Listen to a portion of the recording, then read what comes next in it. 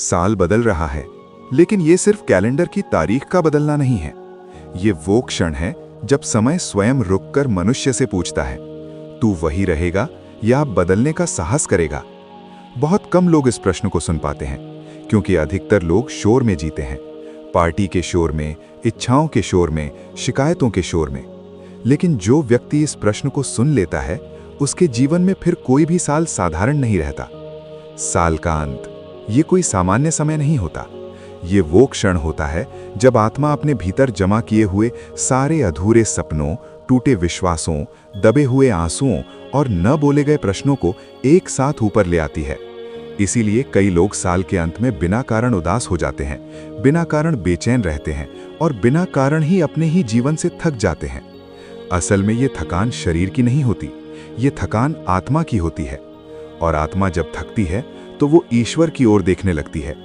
यही वो समय है जब ईश्वर मनुष्य के सबसे अधिक निकट होता है। लेकिन शर्त यह है कि मनुष्य भी ईश्वर के निकट आने को तैयार हो। मनुष्य जीवन भर एक बहुत बड़ी भूल करता है। वो समझता है कि वो खुद ही अपना जीवन चला सकता है। वो अपने निर्णयों पर गर्व करता है, अपनी बुद्धि पर भरोसा करता है, और जब कुछ गलत हो जाता है तो उसी ईश्वर से शिकायत करता है जिसे उसने कभी अपने जीवन में प्रवेश ही नहीं करने दिया। ईश्वर जब तक तुम्हें दूर से देखता है तब तक वो केवल दर्शक होता है। लेकिन जिस क्षण तुम भीतर से स्वीकार कर लेते हो कि मैं थक गया हूं, मैं उलझ गया हूं, अब मैं नहीं जानता कि सही क्या है, उसी क्षण ईश्वर दर्शक से मार्गदर्शक बन जाता है। साल बदलने से पहले का समय इसी स्वीकार का समय होता है। ये वो घड़ी होती है जब अहंकार कमजोर पड़ जाता है, जब मन हार मानने लगता है और जब आत्मा पहली बार सच बोलने को तैयार होती है। और ईश्वर को सिर्फ यही सच्चाई चाहिए। लोग पूछते हैं कि किस्मत क्यों नहीं बदलती, लेकिन सच्चाई ये है कि किस्मत कभी अपने आप नहीं बदलती। किस्मत बदलती है जब मनुष्य स्वयं बदलने के लिए झुक जाता है। किस्मत कोई लिखी हुई इबारत नहीं है। किस्मत तो केवल तुम्हारे विचारों, तुम्हारे निर्णयों और तुम्हारी चेतना का परिणाम है। जिस चेतना में तुम साल समाप्त करते हो, उसी चेतना में अगला साल जन्म लेता है। अगर तुम साल को शिकायत में खत्म करते हो तो अगला साल संघर्ष में शुरू होता है। अगर तुम साल को क्रोध में खत्म करते हो तो अगला साल टकराव लेकर आता है। लेकिन अगर तुम साल को समर्पण में खत्म करते हो तो अगला साल ईश्वर की छाया में जन्म लेता है। अब ध्यान से सुनो, बहुत ध्यान से। साल बदलने से पहले ईश्वर से बहुत सारी बातें मत कहना, बहुत सारी मांगे मत रखना, बहुत सारी शर्तें मत रखना। बस एक बात कहना, वो बात इतनी गहरी हो कि तुम्हारे भीतर कुछ टूट जाए और उसी टूटन में ईश्वर उतर आए। वो बात ये है, हे ईश्वर, अब मैं खुद को नहीं चलाना चाहता। मैं थक गया हूं अपने निर्णयों से, अपने डर से, अपने भ्रम से। अब तुम मुझे चलाओ। ये वाक्य कोई शब्द नहीं है, ये अहंकार की मृत्यु है। जिस दिन ये वाक्य सिर्फ मुंह से नहीं बल्कि आत्मा से निकलता है, उसी दिन से जीवन की दिशा बदलने लगती है। तुम्हें लगेगा कि बाहर कुछ खास नहीं बदला, लेकिन भीतर सब कुछ शांत होने लगेगा। और जब भीतर शांति आती है तो बाहर की दुनिया अपने आप बदलने लगती है। ईश्वर तुरंत चमत्कार नहीं करता, वो पहले तुम्हारी दृष्टि बदलता है। वो तुम्हें सही और गलत का फर्क दिखाने लगता है। वो तुम्हें गलत लोगों से दूर करता है, गलत रास्तों से बचाता है और कई बार ऐसी चीजें भी छीन लेता है जिन्हें तुम बहुत जरूरी समझते थे, लेकिन जो तुम्हें भीतर से तोड़ रही थीं। और तब तुम्हें समझ आता है कि किस्मत पलटने का मतलब सुख मिलना नहीं, सही दिशा मिलना होता है। जब मनुष्य पहली बार ईश्वर से ये कह देता है कि अब तुम मुझे चलाओ, तो जीवन अचानक आसान नहीं हो जाता, लेकिन जीवन साफ हो जाता है। और साफ जीवन अक्सर कठिन दिखाई देता है, क्योंकि अब उसमें झूठ नहीं बचता। ईश्वर तुम्हारे जीवन में आते ही सबसे पहले तुम्हें आराम नहीं देते, वे तुम्हें सच देते हैं। और सच हमेशा भारी होता है। वे तुम्हें आईना दिखाता है, तुम्हारे निर्णय, तुम्हारी आदतें, तुम्हारे संबंध और वे रास्ते जिन पर तुम सिर्फ इसलिए चलते रहे क्योंकि तुमने कभी रुककर पूछा ही नहीं कि ये रास्ता तुम्हें कहां ले जा रहा है। साल बदलने से पहले का समय इसीलिए इतना बेचैन करता है क्योंकि ये समय तुम्हें रुकने पर मजबूर करता है। और जब मनुष्य रुकता है तो भीतर का शोर सुनाई देने लगता है। वो शोर नहीं है, वो आत्मा की पुकार है जो पूरे साल दबाई जाती रही। बहुत लोग कहते हैं, मैं बहुत अच्छा इंसान हूं, फिर भी मेरे साथ गलत क्यों होता है? लेकिन ईश्वर अच्छाई नहीं देखता, ईश्वर सच्चाई देखता है, और सच्चाई ये है कि हम में से अधिकतर लोग अच्छे नहीं, सिर्फ सुविधाजनक होते हैं। जहां तक चीजें हमारे अनुसार चलती हैं, हम ईश्वर को याद रखते हैं, और जहां से नियंत्रण हाथ से निकलता है, हम शिकायत करने लगते हैं।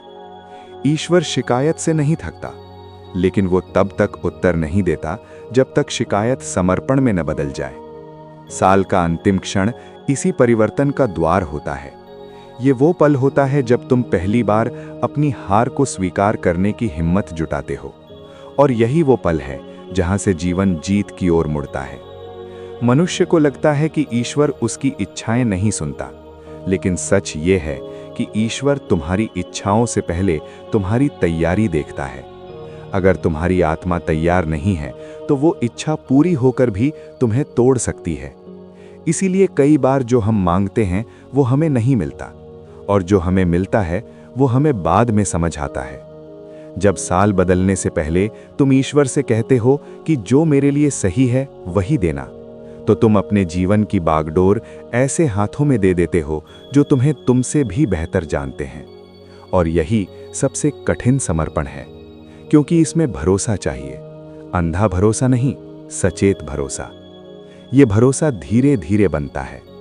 पहले ईश्वर तुम्हारे जीवन से कुछ लोगों को हटाता है, वे लोग जिन्हें तुम बहुत जरूरी समझते थे, लेकिन जो तुम्हारी चेतना को भारी कर रहे थे। तुम रोते हो, तुम विरोध करते हो, लेकिन समय के साथ तुम्हें समझ आता है कि अगर वे लोग रुक जाते तो तुम आगे नहीं बढ़ पाते। फिर ईश्वर तुम्हारे भीतर एक अजीब सी शांति उतारता है। ये शांति खुशी नहीं होती, ये स्थिरता होती है, और स्थिरता किस्मत बदलने का पहला संकेत है। इसके बाद निर्णय बदलने लगते हैं। तुम वही काम करते हो, लेकिन वही इंसान नहीं रहते।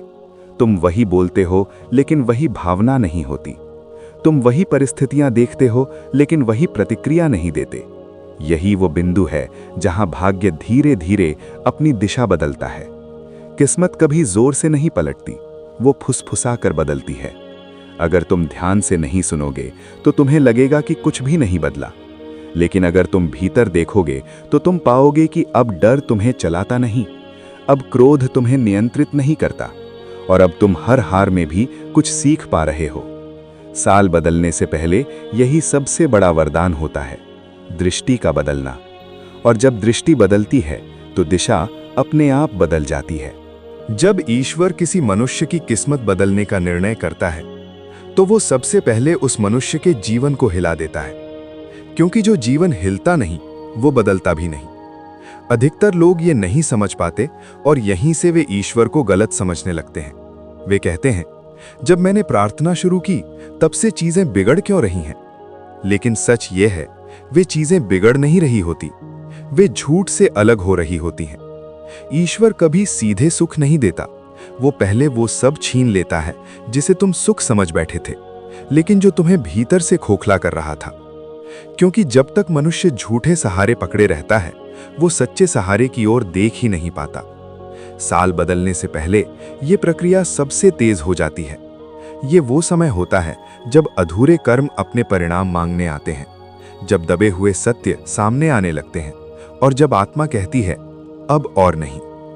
कई बार इस समय मनुष्य टूट जाता है, उसे लगता है कि सब कुछ उससे छिन रहा है, लेकिन ईश्वर की दृष्टि में वो टूट नहीं रहा होता, वो तैयार हो रहा होता है। तैयार एक नए जीवन के लिए, एक नई चेतना के लिए, एक ऐसे वर्ष के लिए जो केवल बदलता नहीं बल्कि गढ़ता है। मनुष्य को सबसे अधिक डर इस बात से लगता है कि कहीं उसका पुराना जीवन वापस ना आ जाए। लेकिन ईश्वर जब जीवन बदलता है तो वो पीछे देखने की अनुमति नहीं देता, क्योंकि पीछे देखने वाला मन आगे बढ़ नहीं पाता। यही कारण है कि जब तुम सच में ईश्वर को सौंप देते हो तो कुछ दरवाजे बिना आवाज किए बंद हो जाते हैं। तुम समझ नहीं पाते कि वे क्यों बंद हुए, लेकिन कुछ महीनों बाद तुम ईश्वर का धन्यवाद करते हो कि वे बंद हो गए। किस्मत का बदलना कोई जादू नहीं है, ये एक धीमी, गहरी, मौन प्रक्रिया है, और जो इसे समझ लेता है वो फिर कभी अधीर नहीं होता। ईश्वर तुम्हें वो नहीं देता जो तुम तुरंत चाहते हो, वो तुम्हें वो बनाता है जो पाने के योग्य होता है। और ये निर्माण अक्सर पीड़ा से होकर गुजरता है। लेकिन ध्यान से सुनो, ये पीड़ा दंड नहीं है, ये दीक्षा है। जिस तरह अग्नि में तपकर सोना शुद्ध होता है, उसी तरह संकट में तपकर मनुष्य स्पष्ट होता है, और स्पष्ट मनुष्य कभी गलत रास्ते पर नहीं चलता। अब यहाँ एक गहरा सत्य समझो, कर्म केवल तुम्हारे कर्मों से नहीं बनते, कर्म बनते हैं उस भावना से जिस भावना में तुम कर्म करते हो। अगर तुम डर में कर्म करोगे तो परिणाम भी डर लेकर आएगा। अगर तुम लालच में कर्म करोगे तो परिणाम भी असंतोष देगा। लेकिन अगर तुम समर्पण में कर्म करोगे तो परिणाम तुम्हारी कल्पना से भी आगे जाएगा। यही कारण है कि दो लोग एक जैसा कर्म करते हैं, लेकिन उनका जीवन अलग अलग बनता है, क्योंकि उनका भीतर अलग होता है। सार बदलने से पहले ईश्वर भीतर को बदलता है, और भीतर बदलते ही बाहर की परिस्थितियां अपने आप बदलने लगती हैं। तुम्हें अचानक लगेगा कि अब वही संघर्ष तुम्हें उतना नहीं डराता, वही असफलता तुम्हें उतना नहीं तोड़ती, वही अकेलापन तुम्हें उतना भारी नहीं लगता। और यही वो संकेत है कि किस्मत पलट चुकी है, भले ही अभी उसका परिणाम दिखाई न दे रहा हो।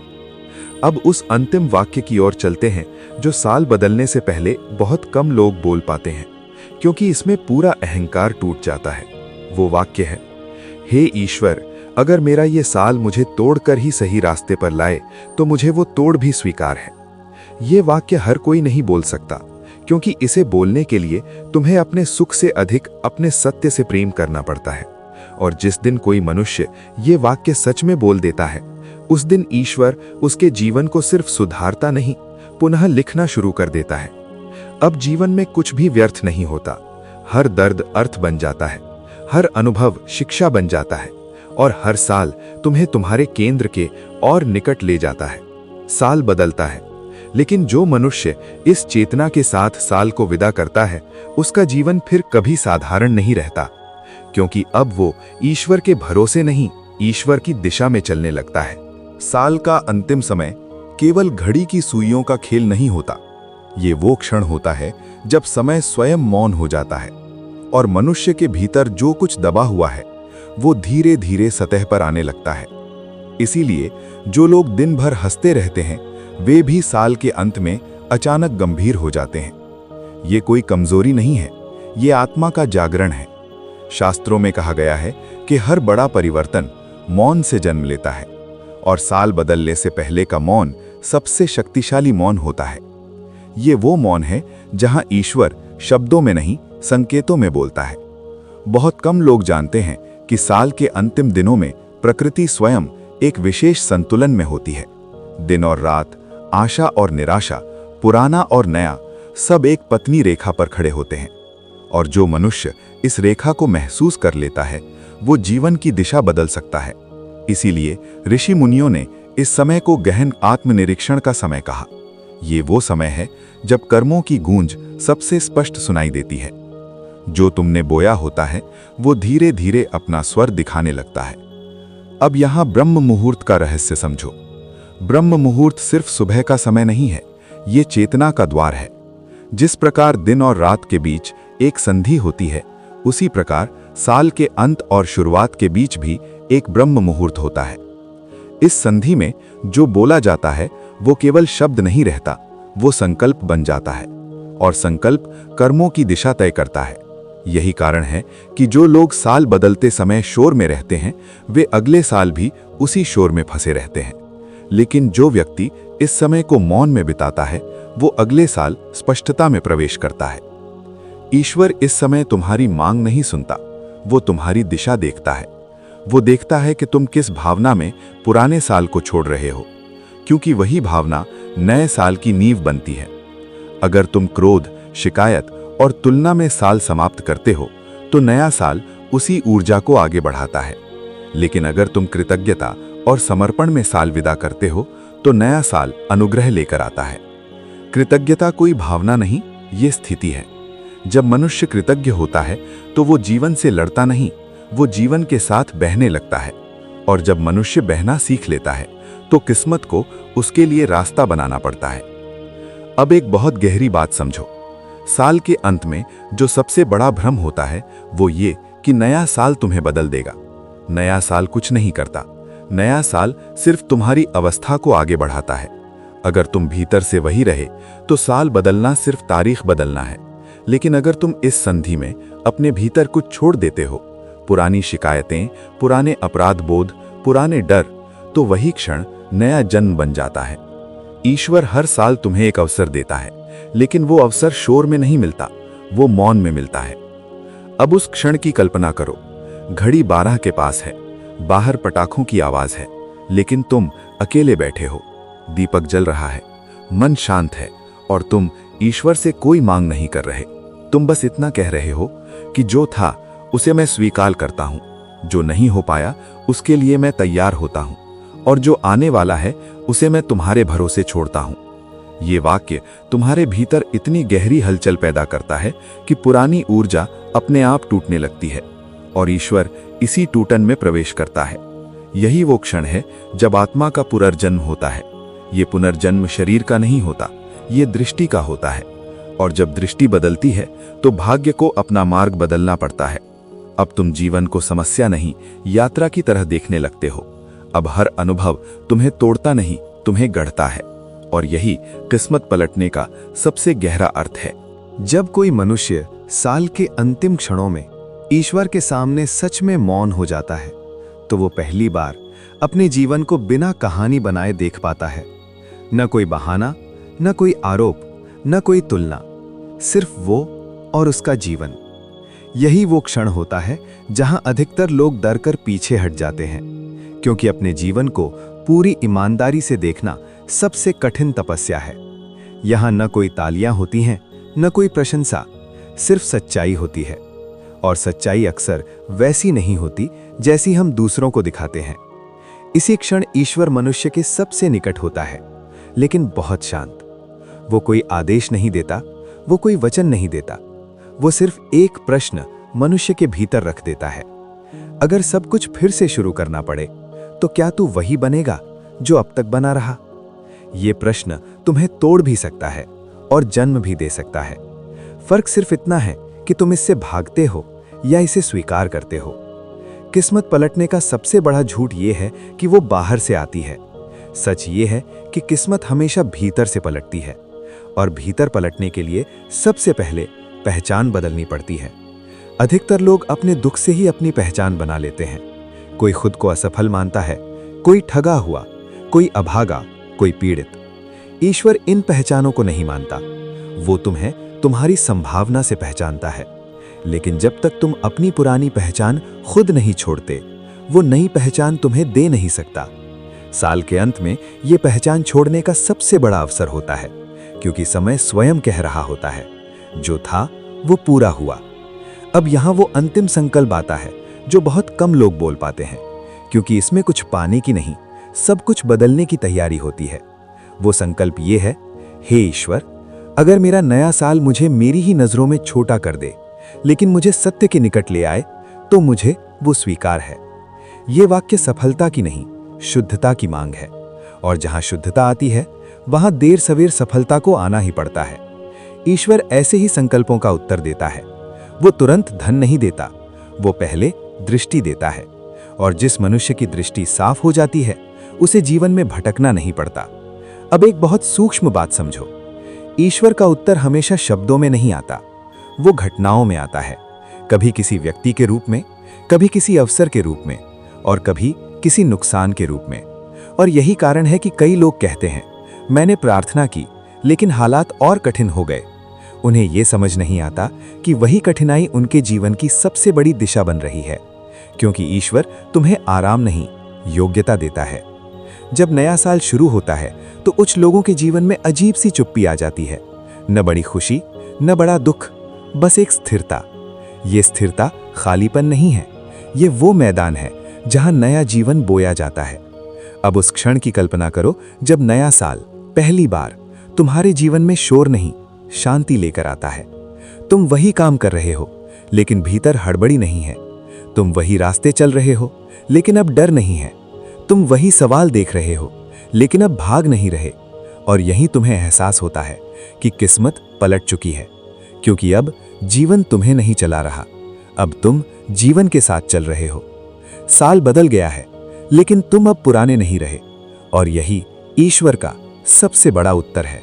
साल बदलने के बाद सबसे बड़ा भ्रम ये होता है कि अब कुछ बड़ा घटेगा। लोग किसी चमत्कार की प्रतीक्षा करते हैं, अचानक पैसा, अचानक सफलता, अचानक मान सम्मान। लेकिन ईश्वर की प्रक्रिया हमेशा इसके उलट होती है। वो पहले जीवन से अतिशय को हटाता है, अधिक सोच, अधिक डर, अधिक अपेक्षा, अधिक तुलना। क्योंकि जब तक जीवन भरा हुआ है तब तक उसमें कुछ नया उतर नहीं सकता। नया साल ईश्वर की ओर से एक खाली पात्र की तरह आता है, और प्रश्न ये नहीं होता कि उसमें क्या डाला जाएगा। प्रश्न ये होता है, क्या तुम उसे थामने लायक हो? बहुत लोग कहते हैं मेरे साथ कुछ हो क्यों नहीं रहा, लेकिन असल में उनके भीतर इतना शोर होता है कि ईश्वर का संकेत उन तक पहुंच ही नहीं पाता। ईश्वर आवाज ऊंची नहीं करता, वो हल्की सी दिशा बदलता है। वो एक छोटी सी घटना भेजता है, एक साधारण सा अनुभव, एक मामूली सा व्यक्ति। और जो व्यक्ति इन छोटे संकेतों को पहचान लेता है, उसके लिए बड़ी घटनाएं अपने आप घटने लगती हैं। अब यहाँ एक गहरी बात समझो। किस्मत पलटने का अर्थ ये नहीं कि जीवन आसान हो जाएगा। किस्मत पलटने का अर्थ है जीवन अर्थपूर्ण हो जाएगा। पहले जो पीड़ा थी वो बेकार लगती थी, अब वही पीड़ा तुम्हें दिशा देती है। पहले जो असफलता थी वो अपमान लगती थी, अब वही असफलता तुम्हें सीमाएं दिखाती है। यही अंतर है पुराने जीवन और नए जीवन में। और ये अंतर धीरे धीरे बनता है, इतना धीरे कि अगर तुम धैर्य में नहीं हो तो तुम समझ ही नहीं पाओगे कि भीतर कुछ बदल रहा है। ईश्वर जल्दी नहीं करता, लेकिन वो कभी देर भी नहीं करता। वो ठीक उसी क्षण हस्तक्षेप करता है जब तुम्हारा अहंकार पूरी तरह थक जाता है। साल बदलने के कुछ सप्ताह बाद अक्सर एक अजीब सी अवस्था आती है।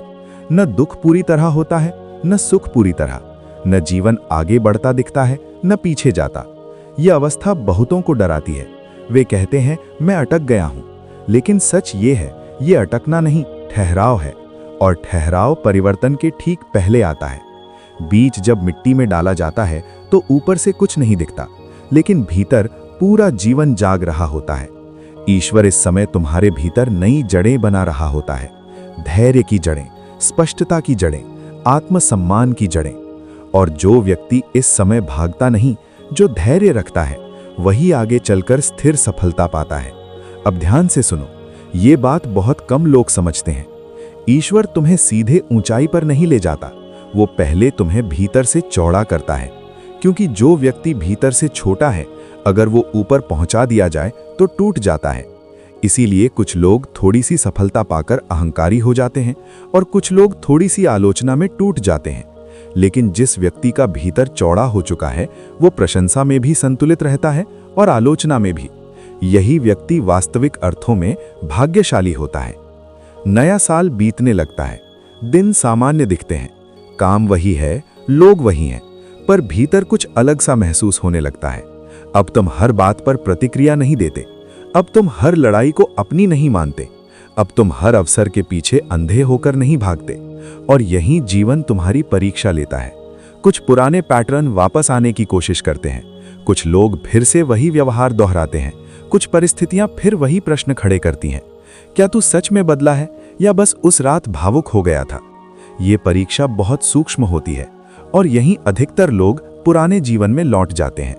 लेकिन जो व्यक्ति इस बिंदु पर अपनी चेतना को पकड़ लेता है, वो फिर कभी पूरी तरह पीछे नहीं जाता, क्योंकि अब उसने स्वाद चख लिया है, शांति का स्वाद। और जिसने शांति का स्वाद चख लिया, वो फिर अशांति को अपना घर नहीं बना सकता। नया साल आ चुका होता है। अब कोई घड़ी नहीं बज रही, अब कोई पटाखा नहीं है, अब कोई घोषणा नहीं है कि सब बदल गया। और यहीं से असली खेल शुरू होता है। क्योंकि जब शोर चला जाता है तो मनुष्य अकेला रह जाता है अपने भीतर के साथ। और भीतर वही पुरानी आवाजें फिर उठने लगती हैं, वही डर, वही आदतें, वही अधीरता। ईश्वर ये सब जानता है, इसीलिए वो तुरंत जीवन नहीं बदलता। वो देखता है क्या तू बदलाव को सह पाएगा। कई लोग साल के अंत में बहुत ऊंचा संकल्प करते हैं, लेकिन साल के मध्य में वही लोग थोड़े से दबाव में पुराने रास्ते पर लौट जाते हैं। इसका कारण कमजोरी नहीं, अस्पष्टता है। जब तक भीतर ये स्पष्ट न हो कि मैं क्या नहीं बनना चाहता, तब तक ये तय ही नहीं होता कि मुझे क्या बनना है। ईश्वर नए साल में तुम्हें पहले ये स्पष्टता देता है, और ये स्पष्टता अक्सर असहज होती है। अब तुम्हें कुछ बातचीत खोखली लगने लगती है, कुछ रिश्ते थका देने लगते हैं, कुछ सपने अब अपने नहीं लगते, और यहीं मनुष्य डर जाता है। वो सोचता है, क्या मैं गलत दिशा में जा रहा हूं? नहीं, तुम सही दिशा में हो, बस अब तुम्हारी आत्मा झूठ से समझौता नहीं करना चाहती। ये वो समय होता है जब बहुत से लोग अपने पुराने जीवन को याद करते हैं। कम से कम वो जाना पहचाना था, कम से कम उसमें अनिश्चितता नहीं थी। लेकिन ईश्वर का मार्ग हमेशा अनिश्चितता से शुरू होता है, क्योंकि निश्चितता अहंकार को पोषित करती है और अनिश्चितता समर्पण सिखाती है। अब एक बहुत गहरी बात समझो, ईश्वर जब तुम्हें नई दिशा देता है तो वो पहले तुम्हारी गति कम करता है, ताकि तुम देख सको कि तुम भाग कहाँ रहे थे। पहले तुम दौड़ रहे थे बिना देखे, बिना सोचे, बिना सुने। अब अचानक जीवन धीमा हो जाता है, और धीमा जीवन उन्हीं लोगों को डराता है जो खुद से मिलने से डरते हैं। लेकिन जो व्यक्ति इस धीमेपन में ठहरना सीख लेता है, वो भीतर एक नई ताकत खोज लेता है, संयम की ताकत। संयम कोई त्याग नहीं है, संयम स्पष्टता है। अब तुम हर बात पर नहीं बोलते, हर जगह नहीं जाते, हर अवसर पर नहीं कूदते, और यही कारण है कि अब तुम्हारी ऊर्जा बिखरती नहीं, जुड़ने लगती है। अब हम उस स्थान पर हैं जहां 90% लोग अपनी यात्रा छोड़ देते हैं, क्योंकि यहाँ कोई तालियां नहीं होती, यहाँ कोई तुम बहुत बदल गए हो कहने नहीं आता। यहाँ सिर्फ अंदर की चुप्पी होती है, और चुप्पी अहंकार को सबसे ज्यादा डराती है। अब जीवन तुम्हें वही स्थितियां दोबारा देता है, वही व्यक्ति, वही समस्या, वही प्रलोभन। लेकिन इस बार एक अंतर होता है, इस बार तुम्हें चुनाव करना होता है।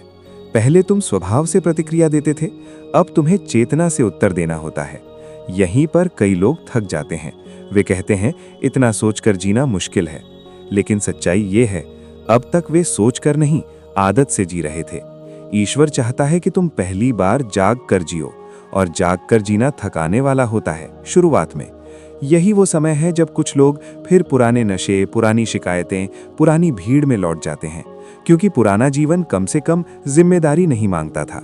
लेकिन जो व्यक्ति यहाँ टिक जाता है, जो इस असुविधा को सह लेता है, उसके भीतर एक नया आधार बन जाता है।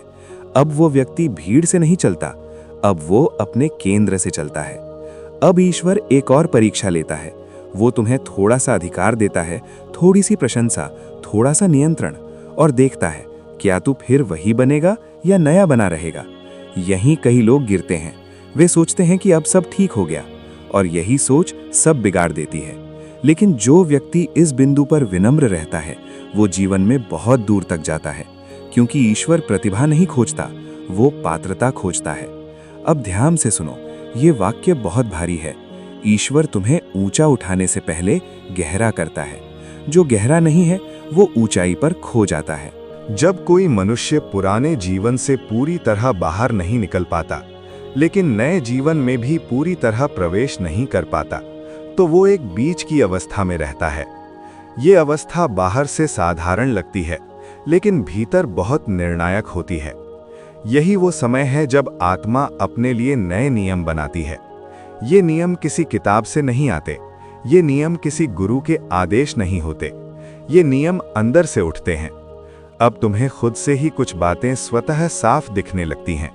अब तुम जानते हो कहाँ रुकना है, कहाँ बोलना नहीं है, कहाँ झुकना है और कहाँ नहीं झुकना।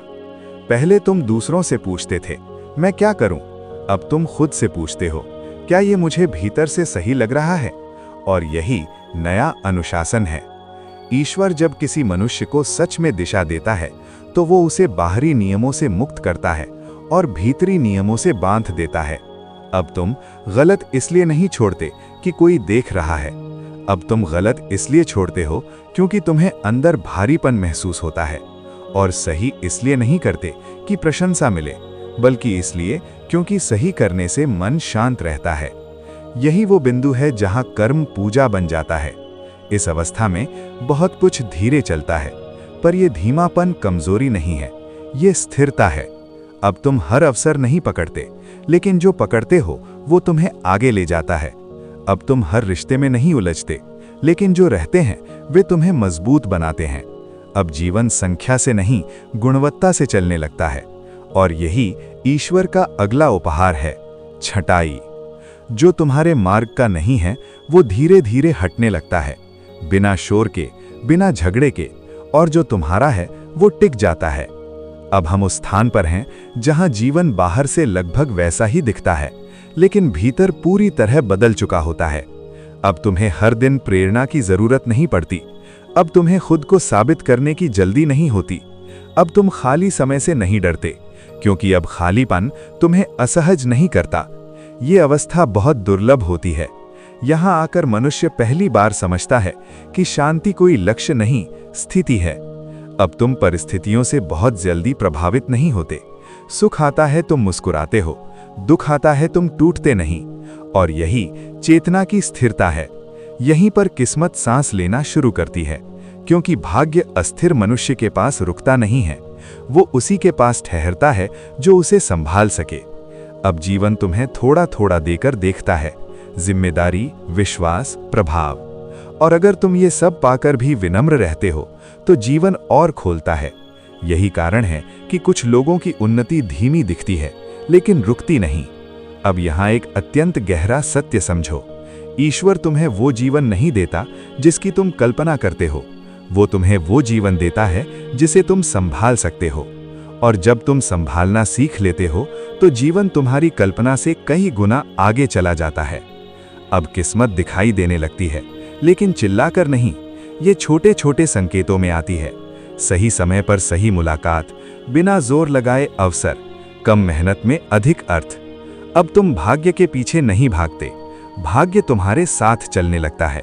और ये सब इसलिए नहीं होता कि तुमने कुछ मांगा, बल्कि इसलिए क्योंकि तुमने कुछ छोड़ दिया। तुमने जल्दी छोड़ दी, तुलना छोड़ दी, शिकायत छोड़ दी, और बदले में तुम्हें दिशा मिल गई। अब किस्मत तुम्हारी जीवन में दरवाजा खटखटाकर नहीं आती, वो चुपचाप तुम्हारे साथ बैठ जाती है। पहले तुम सोचते थे कब बदलेगा मेरा समय, अब समय तुमसे पूछता है तू बदला है या नहीं। यही सबसे बड़ा अंतर है। किस्मत उनके लिए नहीं बदलती जो हालात को कोसते रहते हैं। किस्मत उनके लिए बदलती है जो अपनी प्रतिक्रिया बदल लेते हैं। अब तुम्हें कुछ बातें बहुत साफ दिखने लगती हैं। किससे दूरी रखनी है, किससे निकटता सीमित करनी है, और किसके साथ मौन में भी जुड़ाव बना रहता है। अब तुम हर समस्या को संकट नहीं मानते। कुछ समस्याएं अब तुम्हें अंदर से मजबूत करती हैं। यही कारण है कि अब तुम्हारा जीवन नाटकीय नहीं, सार्थक हो जाता है। अब समझो किस्मत कैसे लिखी जाती है। किस्मत बड़े फैसलों से नहीं, छोटे चुनावों से बनती है। तुम सुबह उठकर कैसा विचार चुनते हो, किस बात पर अपनी ऊर्जा खर्च करते हो, किसे अपने मन में स्थान देते हो, यही सब धीरे धीरे तुम्हारे भाग्य की रेखाएं खींचते हैं। और जब तुम हर दिन थोड़ा सा बेहतर चुनते हो तो समय तुम्हारे लिए थोड़ा सा नरम हो जाता है। यही ईश्वर की कार्यशैली है, न शोर न घोषणा, सिर्फ निरंतरता। अब एक बहुत सूक्ष्म सत्य, किस्मत तब बदलती है जब तुम परिणाम से अधिक प्रक्रिया से प्रेम करने लगते हो। जब तुम्हें केवल मंजिल चाहिए तब रास्ता तुम्हें थकाता है, लेकिन जब रास्ता तुम्हें सिखाने लगे तो मंजिल अपने आप पास आ जाती है। अब तुम जीवन को मनाने की कोशिश नहीं करते, तुम उसे सुनते हो। और जो जीवन को सुनना सीख लेता है उसके लिए जीवन भी रुक कर बोलता है। अब हम उस अवस्था में हैं जहां मनुष्य न दुनिया से भागता है न दुनिया में डूबता है। ये अवस्था बहुत कम लोगों को मिलती है। यहाँ तुम काम भी करते हो लेकिन काम तुम्हें नहीं खाता। यहाँ तुम संबंध भी निभाते हो लेकिन संबंध तुम्हारी आत्मा को कैद नहीं करते। यहाँ तुम इच्छाएं भी रखते हो लेकिन इच्छाएं तुम्हें बेचैन नहीं करती। यही नया संतुलन है। ईश्वर हर किसी से संन्यास नहीं चाहता, वो चाहता है सजग सहभागिता। अब तुम दुनिया में रहते हुए दुनिया से मुक्त होते हो। अब तुम सफलता पाकर भी खाली नहीं होते और असफलता में भी टूटते नहीं। ये संतुलन बाहर से साधारण लगता है लेकिन भीतर बहुत गहरा होता है। अब समझो ये अवस्था क्यों टिकती है, क्योंकि अब तुम किसी भूमिका से अपनी पहचान नहीं बनाते। अब तुम ये नहीं कहते कि मैं वही हूं जो मेरे पास है। अब तुम जानते हो कि मैं वही हूं जो मेरे भीतर स्थिर है। और जो व्यक्ति अपनी पहचान भीतर से बनाता है उसकी दुनिया कभी पूरी तरह डगमगाती नहीं। अब यहाँ ईश्वर एक अंतिम नहीं लेकिन निर्णायक संकेत देता है। वो तुम्हें कुछ चीजें पूरी तरह दे लेता है और कुछ चीजें पूरी तरह छीन लेता है, और तुम दोनों स्थितियों में शांत रहते हो। यही सबसे बड़ा प्रमाण है कि तुम अब यात्रा में नहीं, पथ पर हो। एक समय आता है जब जीवन तुम्हें समय से परिचित कराता है, घड़ी से नहीं, कैलेंडर से नहीं, बल्कि अनुभव से, अब तुम समझने लगते हो कि हर चीज का एक सही क्षण होता है, और वो क्षण जोर लगाने से नहीं आता। पहले तुम समय को खींचना चाहते थे, अब तुम समय के साथ बहना सीखते हो। और यही वो बिंदु है जहां ईश्वर तुमसे सीधे नहीं, संकेतों में बात करता है। संकेत कभी बड़े नहीं होते, वे सूक्ष्म होते हैं। एक वाक्य जो अचानक दिल को छू जाए, एक मुलाकात जो बिना कारण गहरी लग जाए, एक अवसर जो बिना शोर के सामने आ जाए। और अगर तुम मौन में रहना सीख गए हो तो ये संकेत तुमसे छुपते नहीं, क्योंकि ईश्वर शोर में नहीं बोलता, वो मौन को चुनता है। अब एक बहुत गहरी बात समझो, जो व्यक्ति मौन से डरता है वो संकेत नहीं पढ़ सकता। मौन में मन की सारी चालें खुलकर सामने आ जाती हैं। यही कारण है कि अधिकतर लोग खुद से भागते रहते हैं। लेकिन तुम अब भागते नहीं, अब तुम रुक कर देखते हो, ये विचार कहां से आया, ये भावना क्यों उठी, ये स्थिति मुझे क्या सिखा रही है। और जैसे ही तुम ये प्रश्न पूछना शुरू करते हो, समय तुम्हारे लिए एक शिक्षक बन जाता है। अब देर भी तुम्हें परेशान नहीं करती, क्योंकि तुम जानते हो जो देर से आता है वो टिकता है। अब हम उस सत्य पर हैं जिसे बहुत कम लोग समझ पाते हैं। ये परिवर्तन क्यों वापस नहीं जाता? क्योंकि ये ऊपर से नहीं आया, ये भीतर से उगा है। जो परिवर्तन डर से आता है वो डर जाते ही खत्म हो जाता है। जो परिवर्तन लालच से आता है वो ढीला पड़ जाता है। लेकिन जो परिवर्तन समझ से आता है वो लौटता नहीं। अब तुम पहले जैसे नहीं बन सकते, तुम चाहो भी तो नहीं, क्योंकि अब तुम देख चुके हो, और जो देख चुका है वो फिर अंधा नहीं बन सकता। अब तुम्हें कुछ चीजें अस्वीकार्य लगने लगती हैं, झूठी प्रशंसा, खोखली दौड़, बिना अर्थ का संघर्ष। और ये अहंकार नहीं है, ये परिपक्वता है। अब तुम हर जगह फिट होने की कोशिश नहीं करते, और इसी कारण तुम जहां होते हो वहां प्रभाव पड़ता है। अब ईश्वर तुम्हें एक और परीक्षा देता है, एकांत की परीक्षा। ये एकांत अकेलापन नहीं है, ये स्वयं के साथ पूर्ण उपस्थिति है। बहुत लोग यहां घबरा जाते हैं क्योंकि यहां कोई सहारा नहीं होता, लेकिन जो व्यक्ति यहां टिक जाता है उसके भीतर एक ऐसा आधार बनता है जो जीवन भर नहीं हिलता। अब तुम लोगों के साथ रहते हुए भी अंदर से अकेले नहीं होते। अब तुम्हारी शांति किसी परिस्थिति पर निर्भर नहीं रहती। अब यहां कोई प्रश्न नहीं बचता, कोई शिकायत नहीं बचती, कोई जल्दी नहीं बचती। अब मनुष्य ईश्वर से कुछ मांगता नहीं, वो ईश्वर के साथ चलने लगता है। यही वो क्षण है जहां किस्मत पूछना बंद कर देती है और सहयोग करना शुरू करती है। अब जीवन तुम्हें तोड़कर नहीं सिखाता, अब वो तुम्हें समझा कर आगे बढ़ाता है। अब तुम्हें हर दर्द का अर्थ पता है, हर विलंब का कारण पता है, हर मौन का संदेश पता है। अब तुम जानते हो, जो रुका वो बचाने के लिए रुका था, जो टूटा वो नया बनने के लिए टूटा था, जो छूटा वो बोझ था, वरदान नहीं। अब ईश्वर तुम्हें किसी चमत्कार से नहीं पहचानता, वो तुम्हें तुम्हारी स्थिरता से पहचानता है। तुम्हारी आंखों में अब शिकायत नहीं है, तुम्हारे शब्दों में अब जल्दबाजी नहीं है, तुम्हारे निर्णयों में अब डर नहीं है। और यही सबसे बड़ा परिवर्तन है। अब तुम भीड़ में खोते नहीं और अकेले में टूटते नहीं। अब तुम्हारा जीवन दिखावा नहीं, प्रभाव बन चुका है। और अब इस पूरी यात्रा का एक अंतिम लेकिन सबसे महत्वपूर्ण सत्य सुनो, ईश्वर तुम्हारे बाहर नहीं है, वो तुम्हारी चेतना में सदा से व्याप्त है। जब तुम बदलते हो तो वो प्रकट होता है, जब तुम रुकते हो तो वो सुनाई देता है, जब तुम समर्पित होते हो तो वो मार्ग बन जाता है। यही कारण है कि इसे सर्वव्यापी चेतना कहा जाता है। अब यदि इन शब्दों ने तुम्हारे भीतर कुछ भी हिलाया है, अगर तुम्हें लगा हो कि कोई बात सीधे आत्मा से बात कर रही है, तो ये केवल वीडियो नहीं था, ये स्मरण था। इसलिए अभी चैनल को सब्सक्राइब करें, सर्वव्यापी चेतना, ताकि ये चेतना आपके जीवन में निरंतर प्रवाहित होती रहे। इस वीडियो को लाइक करें ताकि ये संदेश और उन लोगों तक पहुंचे जो अभी अंधेरे में रास्ता ढूंढ रहे हैं। और कमेंट में लिखें आपको इस यात्रा का कौन सा वाक्य सबसे गहराई तक छू गया, क्योंकि जब आप लिखते हैं तो चेतना और गहरी होती है। ये अंत नहीं है, ये आरंभ है। हम फिर मिलेंगे इसी मार्ग पर, इसी मौन में, इसी जागृति में, सर्वव्यापी चेतना के साथ।